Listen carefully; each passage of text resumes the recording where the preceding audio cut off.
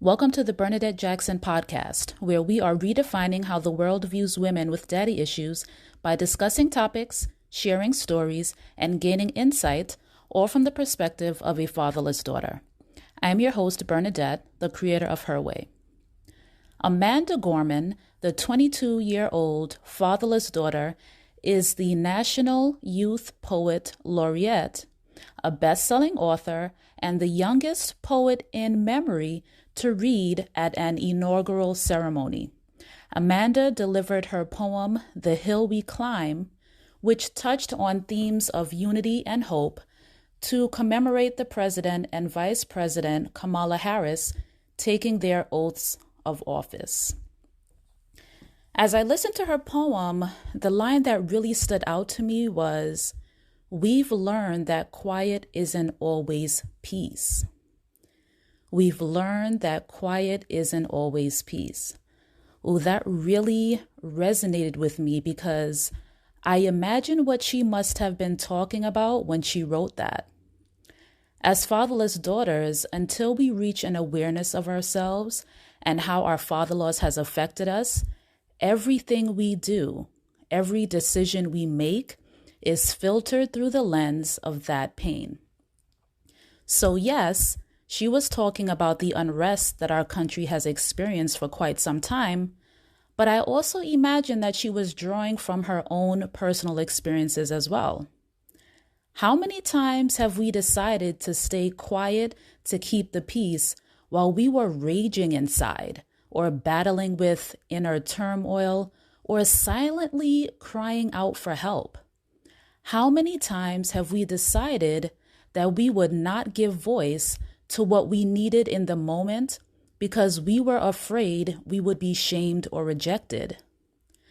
I will raise my hand and say that I have thought that silence equaled peace in many situations, when really it delayed what could have been a conversation that led to the resolution that that situation called for. We are notorious for suffering in silence, for accepting what we don't want, and for not asking for help in the name of keeping the peace and saving face. We have learned that we only have ourselves to rely on. It makes us self-reliant, yes. We are independent, sure, but at what end?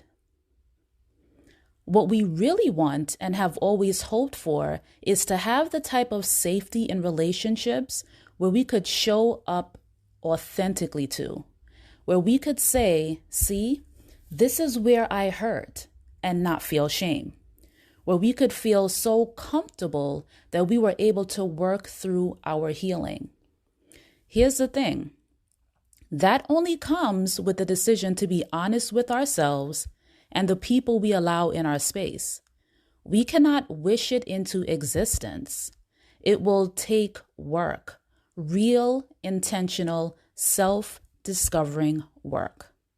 But the feeling at the end of knowing who you are and what you want and the value you possess, and bringing that to a relationship where your partner acknowledges and affirms that you are the favor that he received when he found you, that's the reward. I believe, and I will keep saying it until you believe it too, that you deserve amazing relationships. I invite you to do the work that will bring the truth to you that you are worthy, you are tremendously valuable, and you deserve great things. This is my thoughts. This is what came to me after I watched the inauguration. I mean, it really, really touched me seeing the first woman vice president be sworn in by the first Latina American Supreme Court judge. I was overwhelmed in that moment. And then to see Amanda recite her poem and reveal in the poem that she was a fatherless daughter really just it really took the cake for me, honestly. I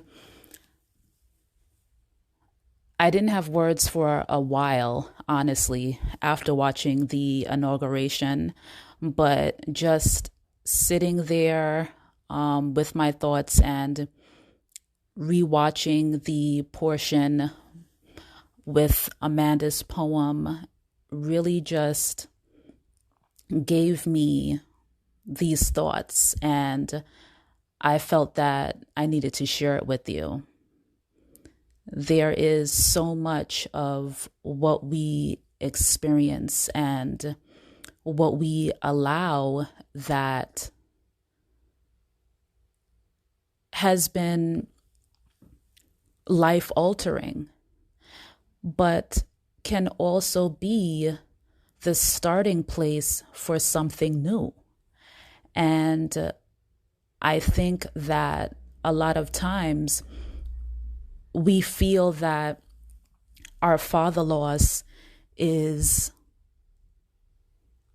like the death sentence to the life we really wanted, you know? It's like, because we went through this and we endured so much and we don't know how to